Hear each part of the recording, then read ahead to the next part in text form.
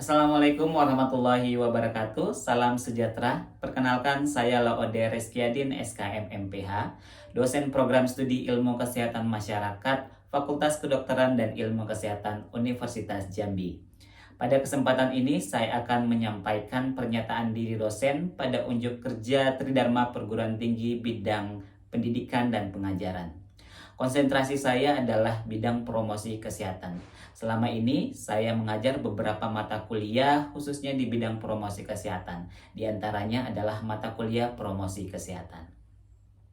Pada kesempatan ini pula saya akan menjelaskan mata kuliah tersebut melalui pendekatan DIA, Delivery, Interaction, dan Assessment. Pada aspek delivery mencakup terkait bagaimana kita menyampaikan informasi ataupun hal-hal yang berhubungan dengan mata kuliah tersebut. Adapun aspek delivery tersebut meliputi deskripsi mata kuliah, capaian pembelajaran mata kuliah, referensi ataupun daftar pustaka, serta materi yang akan diajarkan. Sedangkan aspek interactions adalah bagaimana kita berinteraksi ataupun proses pembelajaran selama perkuliahan. Yang mana aspek ini akan dijelaskan terkait metode dan juga media yang digunakan selama proses pembelajaran. Dan yang terakhir adalah assessment. Bagaimana terkait penilaian yang akan diberikan kepada mahasiswa selama proses perkuliahan. Mata kuliah promosi kesehatan merupakan mata kuliah wajib yang harus diambil atau dikontrak oleh mahasiswa program studi ilmu kesehatan masyarakat semester 3. Mata kuliah ini juga merupakan mata kuliah lanjutan dari mata kuliah dasar promosi kesehatan. Adapun jumlah bobot SKS pada mata kuliah ini adalah sebanyak 2 SKS. Mata kuliah ini diampu oleh 2 tim dosen, Bapak Laude Reskiadin dan Bapak Muhammad Ridwan. Mata kuliah ini nanti akan mencakup berbagai materi. Yang pertama adalah konsep promosi kesehatan, yang kedua adalah media promosi kesehatan, yang mana media promosi kesehatan ini nanti akan membahas terkait media cetak, media elektronik, dan sosial media yang digunakan dalam promosi kesehatan. Selanjutnya adalah terkait metode promosi kesehatan. Pada metode promosi kesehatan ini juga nanti akan membahas bagaimana metode yang digunakan dalam proses penyampaian informasi, baik metode individu, metode kelompok, ataupun metode massa. Selanjutnya juga akan membahas terkait promosi kesehatan dari berbagai tatanan. Tatanan yang pertama adalah tatanan rumah sakit, tatanan yang kedua adalah tatanan puskesmas, kemudian promosi kesehatan pada tatanan rumah tangga dan juga dan masyarakat, serta yang terakhir adalah bagaimana promosi kesehatan itu di tingkat global atau internasional. Selain itu juga pada mata kuliah ini juga akan membahas terkait bagaimana model atau pengembangan intervensi promosi kesehatan. Dan yang terakhir adalah bagaimana kebijakan yang ada di Indonesia terkait pengembangan ataupun promosi kesehatan itu sendiri. Ada beberapa capaian pembelajaran yang diharapkan mahasiswa selama mengikuti mata kuliah promosi kesehatan ini. Di antaranya, yang pertama adalah mahasiswa mampu memahami konsep promosi kesehatan. Yang kedua adalah mahasiswa mampu memahami dan menjelaskan konsep, metode, dan media promosi kesehatan. Yang selanjutnya adalah mahasiswa mampu menjelaskan dan memahami konsep promosi kesehatan pada berbagai tatanan, meliputi tatanan rumah sakit, tatanan puskesmas, tatanan tempat kerja, dan juga tatanan di tingkat global. Selanjutnya, mahasiswa juga dapat memahami dan menjelaskan terkait bagaimana intervensi promosi kesehatan. Yang selanjutnya adalah mahasiswa juga bisa menjelaskan dan memahami terkait kebijakan promosi kesehatan yang ada di Indonesia. Adapun materi ataupun bahan ajar dalam mata kuliah promosi kesehatan ini tentunya sudah mengikuti standar dari Asosiasi Institut Pendidikan Kesehatan Masyarakat Indonesia serta Kolegium dari Promosi Kesehatan. Sedangkan materi pembelajaran tentunya diperoleh dari berbagai sumber, yang mana pada mata kuliah ini terdiri dari sumber utama dan juga adalah sumber pendukung atau referensi pendukung. Sumber utama dari mata kuliah promosi kesehatan ini bersumber dari buku referensi. Yang pertama ada buku Snelling Anastasia tahun 2014 berjudul Introductions to Health Promotion. Yang kedua ada buku Bartolomeo, Parcel, dan Gottlieb yang berjudul Planning Health Promotions Program.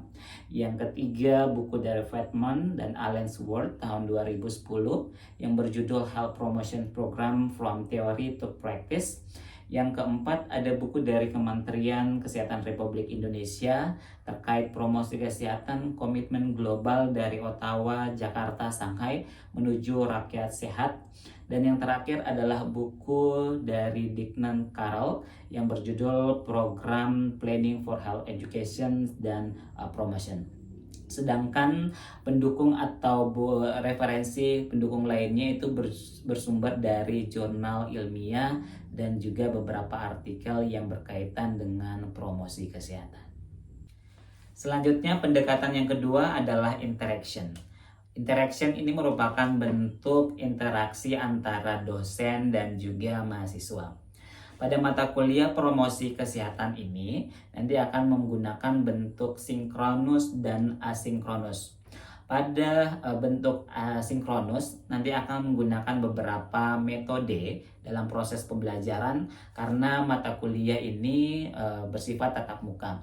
Maka metode yang digunakan pada proses perkuliahan nanti menggunakan student centered learning, kemudian juga ada studi kasus serta case method. Dalam proses asinkronus ini nanti akan juga menggunakan media pendukung lainnya agar proses pembelajaran lebih interaktif. Nanti media yang digunakan adalah dengan menggunakan Mentimeter, kemudian juga menggunakan Kahoot serta menggunakan media lainnya. Kemudian bentuk yang kedua adalah asinkronus. Pada bentuk kedua ini nanti mahasiswa akan lebih berfokus kepada penggunaan e-learning, yang mana Universitas Jambi sudah menyediakan fasilitas e-learning kepada seluruh dosen dan juga mahasiswa. Dan pada proses e-learning ini nanti akan menggunakan metode case study, yang mana mahasiswa nanti akan diberikan kasus dan mendiskusikan kasus tersebut di dalam LMS.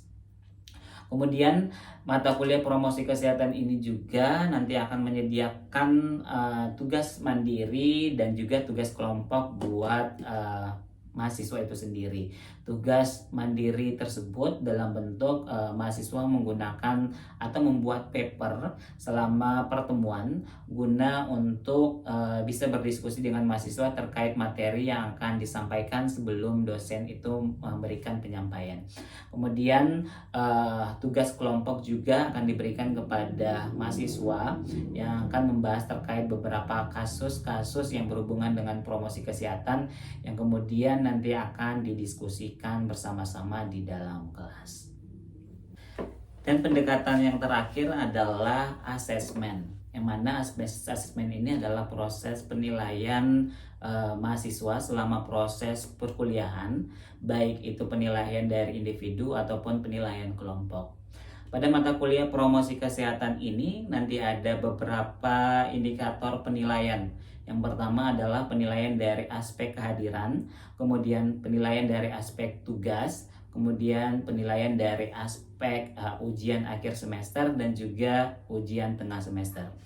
Pada aspek kehadiran, itu penilaiannya diberikan sebanyak 10%, yang mana dengan ketentuan mahasiswa hadir kurang lebih dari 75% dari keseluruhan pertemuan. Yang kemudian aspek dari tugas akan diberikan bobot penilaian sebanyak 20%, sedangkan ujian tengah semester itu diberikan bobot sebanyak 30% dan ujian akhir semester diberikan bobot penilaian sebanyak 40%. Adapun rubrik ataupun penilaian terkait mata kuliah itu sendiri, ada beberapa rentang penilaian yang sudah disesuaikan dengan standar dari Universitas Jambi itu sendiri. Yang pertama adalah jika mahasiswa itu mendapatkan penilaian dengan rentang 80 sampai 100 akan mendapatkan nilai A. Nilai 68 sampai 79 itu nilai B.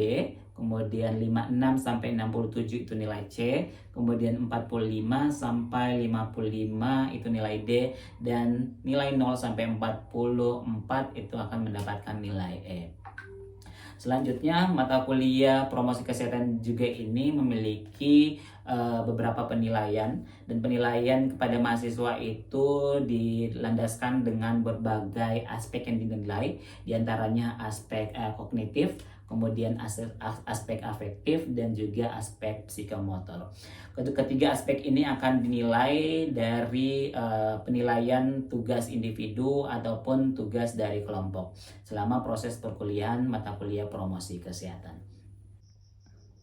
Selanjutnya berikut ini saya akan tampilkan video pembelajaran saya selama perkuliahan di dalam kelas. Assalamualaikum warahmatullahi wabarakatuh.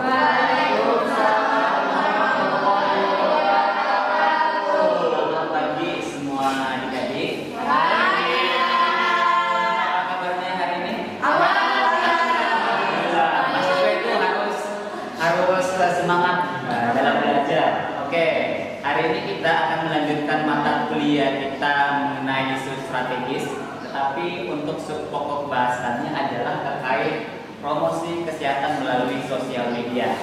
Tapi sebelum memulai mata kuliah ini, mungkin saya seperti biasanya saya mau mereview beberapa mata kuliah yang sebelumnya, pertemuan sebelumnya mengenai health promotion university atau universitas promosi kesehatan di universitas. Jadi kalau mata kuliah yang kemarin, pertemuan kemarin, kira-kira promosi universitas itu apa ya yang diingat kembali? Siapa yang mau menjawab? Promosi kesehatan universitas? Iya. Oke, ya. Nah, terima kasih Bapak. Jadi menurut saya promosi kesehatan di universitas itu adalah suatu kegiatan promosi ataupun melakukan memberikan pemahaman kepada pihak universitas baik itu mahasiswa ataupun dosen mengenai pentingnya menjaga kesehatan di lingkungan kampus ataupun universitas. Oke, benar sekali. Ada lagi yang mau menambahkan? Kira-kira kegiatannya apa saja yang penting di dalam universitas kampus promosi kesehatan universitas? Kira-kira contohnya apa? Ada? Oke, Marta.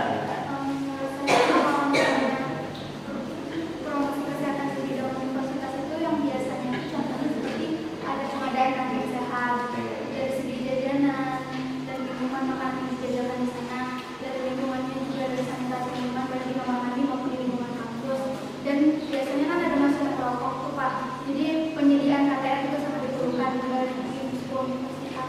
Oke, benar sekali. Jadi seperti yang disampaikan tadi Dian dan Marta itu benar. Jadi promosi kesehatan di universitas itu adalah suatu upaya yang dilakukan baik mahasiswa, kemudian dari tenaga pendidiknya, kemudian akademisnya, dan tentunya lingkungan di sekitar universitas supaya memang meningkatkan kesehatannya. Contoh yang realnya tadi seperti yang disampaikan Marta. Kalau di kampus kita kan ini ada yang namanya kampus bebas asap rokok. Itu adalah merupakan salah satu aspek dari promosi kesehatan universitas. Oke. Ini kaitannya dengan promosi kesehatan melalui sosial media. Setelah mengikuti dari mata kuliah ini ada beberapa capaian yang diharapkan. Artinya nanti setelah perkuliahan selesai, teman-teman itu yang pertama adalah teman-teman itu mampu menjelaskan bagaimana sih konsep sosial media itu yang secara umum. Kemudian nanti ada beberapa hal terkait misalnya menjelaskan bagaimana platform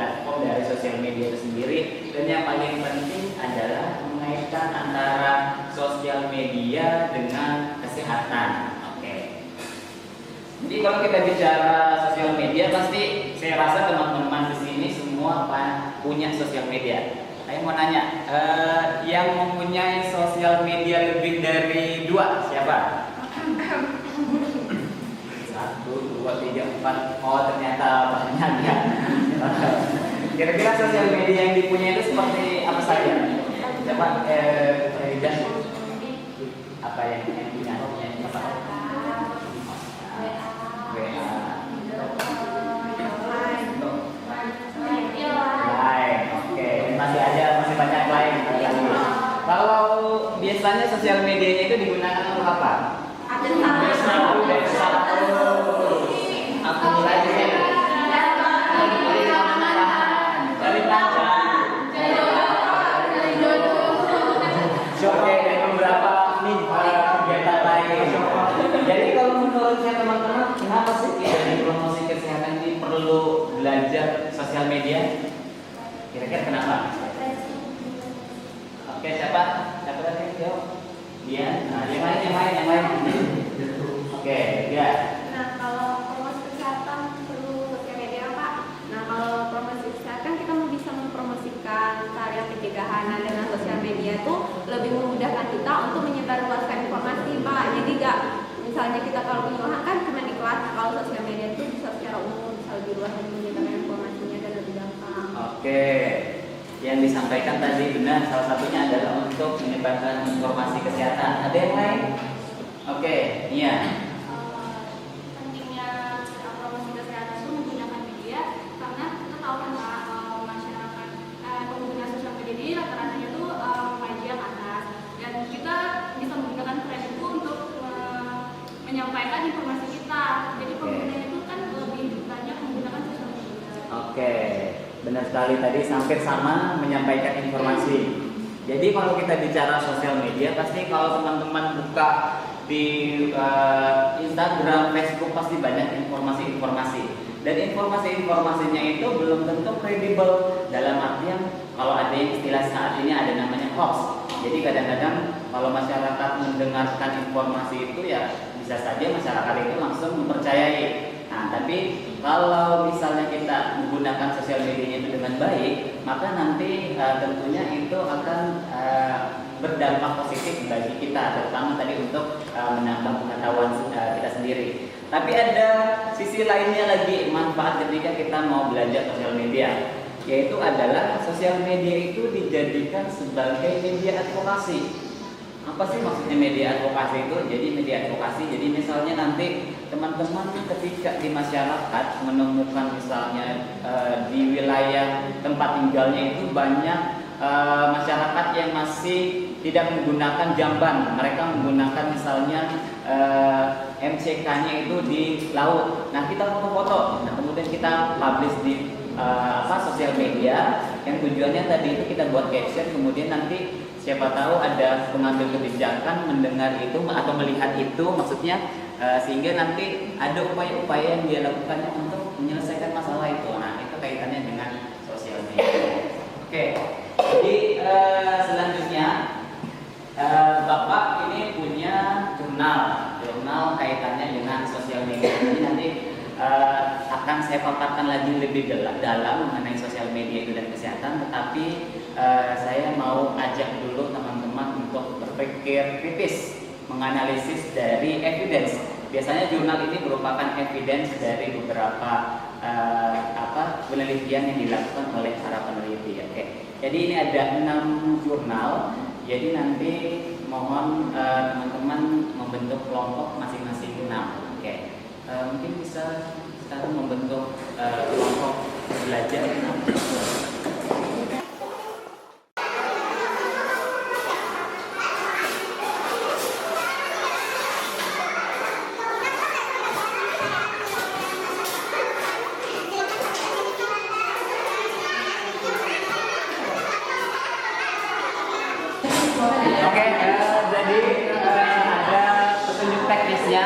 Jadi teman-teman silakan mereview jurnal itu, nanti sebentar memaparkan masing-masing kelompok apa yang didapatkan dari jurnal itu terkait sosial media. Oke, saya beri waktu sekitar 15 menit ya, 15 menit cukup lah kalau misalnya untuk mereview, karena jurnalnya juga dalam bentuk bahasa Indonesia.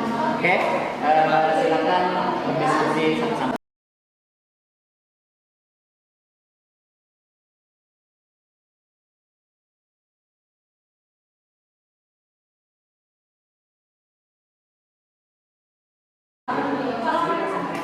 Oke, waktunya sudah habis untuk diskusinya. Jadi saya persilakan nanti masing-masing kelompok untuk memaparkan dari hasil analisis atau review dari jurnalnya.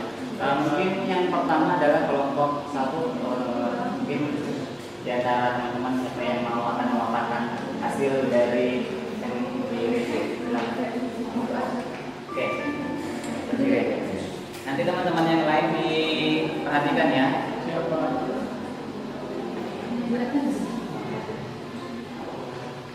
Baik, terima kasih. Selamat pagi semuanya. Pagi.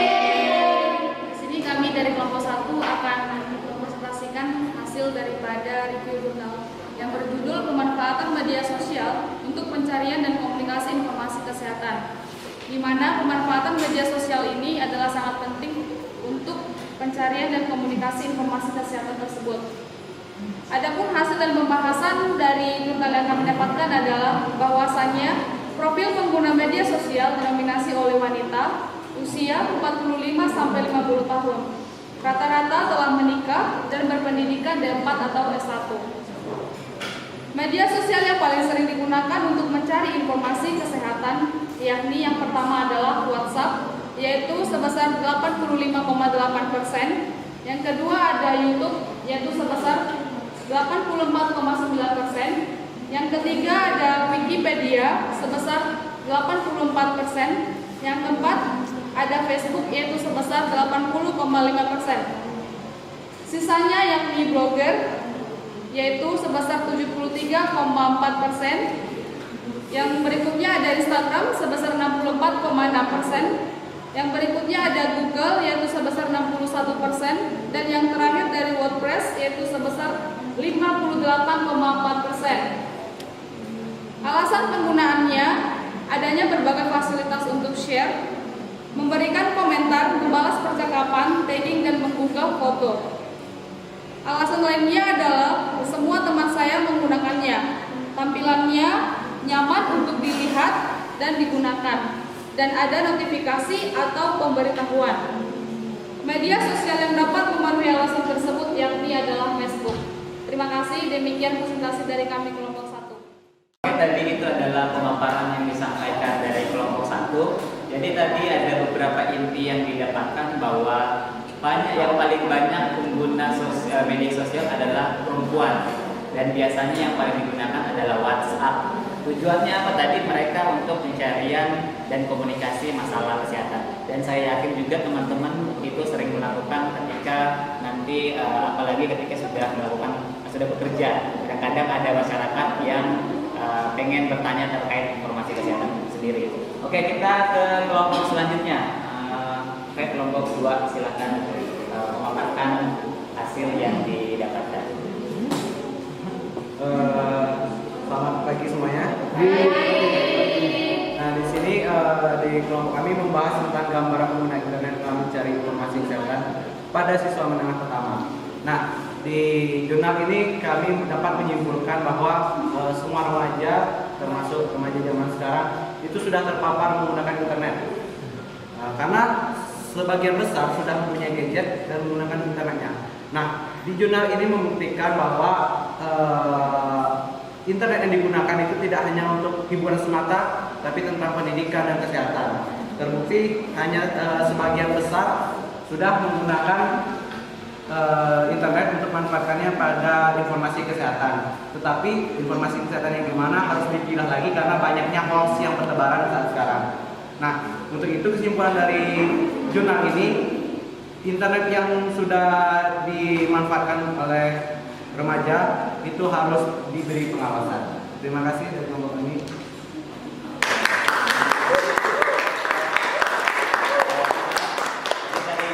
Memang dalam proses sosial media itu harus ada pengawasan, terutama misalnya kalau penggunanya adalah yang masih usia dini, itu harus ada pengawasan dari orang tua itu sendiri.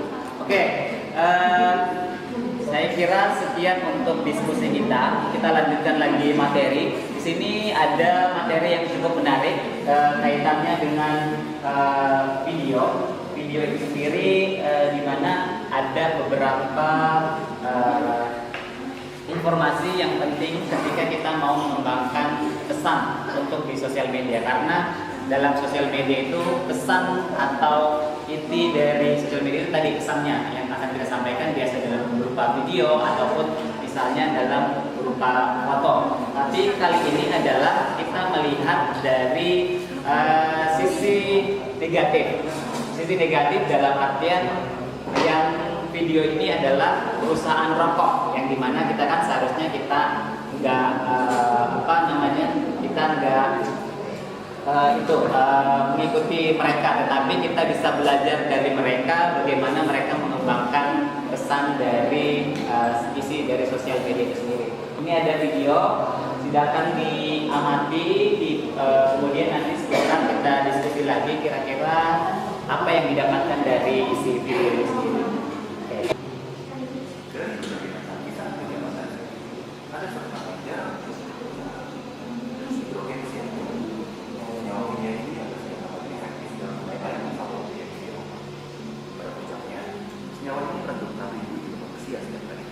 Hari ini, produksi hidrogen cyanida dikontrol dengan sangat ketat agar tidak dikonsumsi manusia, kecuali jika Anda mau. Konsentrasi zat ini memang rendah dan rokok, namun jika dikonsumsi rutin, ia dapat meninggalkan risiko masalah neurologis, pernafasan, hingga konflik jantung. Hidrogen cyanida hanyalah satu dari 5.000 zat kimia yang menjadi umum. 150 diantaranya terbukti berbahaya bagi manusia. Ia juga mengandung 62 zat yang dikategorikan sebagai karsinogen, zat yang bisa menimbulkan kanker. Rokok memang tidak serta-merta membunuh Anda, namun ia meningkatkan risiko timbulnya berbagai penyakit jantung. Namun, setelah berbagai upaya, konsumsi rokok masih sangat sulit dikendalikan. Pada 2013, 3 dari 10 penduduk Indonesia di atas 15 tahun membuat rokok. 26% pelajar. Oke, dari video tadi kira-kira yang bisa diambil isinya adalah apa? Kira-kira dari teman-teman yang disampaikan tadi. Oke, silakan. Baik, berdasarkan pemutaran video yang telah kita saksikan, bahwasanya dapat kami simpulkan dari satu, yaitu senyawa hidrogen cyanida yang merupakan salah satu senyawa yang bisa menimbulkan penyakit-penyakit tertentu. Yang pertama yaitu adalah kanker, dan yang kedua bisa mengganggu sistem pernafasan hingga ke jantung. Nah, artinya bisa dilihat dari video tadi adalah pada tahun 2015 juga 3 dari 10 orang di Indonesia adalah perokok yang aktif. Demikian dari kami kelompok 1, terima kasih. Oke, yang lain ada yang mau menambahkan? Oke, Marta. Oke, kan Marta.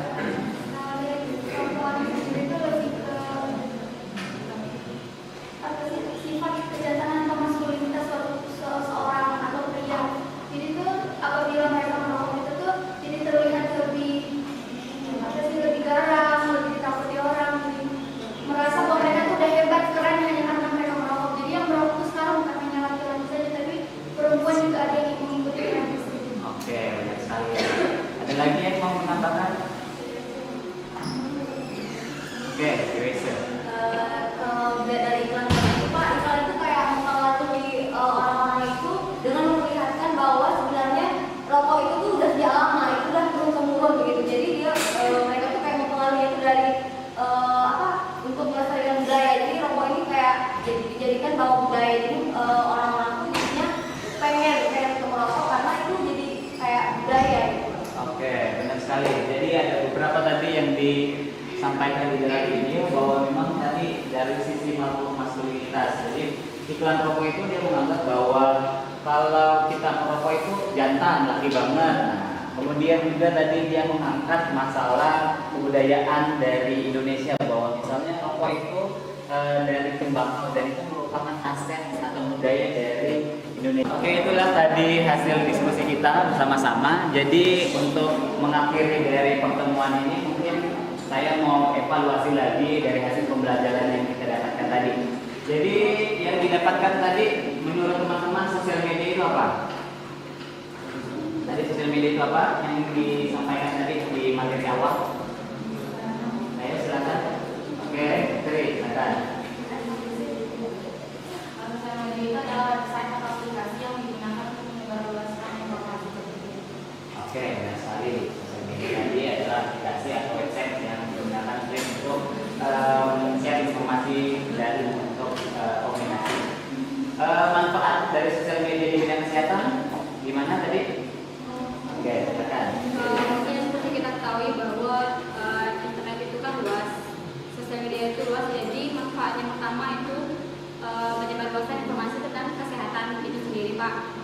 Terus ini juga bisa sebagai bahan advokasi kita untuk ke pihak yang memberi kebijakan atau pihak yang di atas. Terus itu sosial media juga itu kan digunakan oleh banyak orang. Jadi sama seperti tadi memudahkan kita menyebarkan informasi-informasi tentang kesehatan. Oke, benar sekali.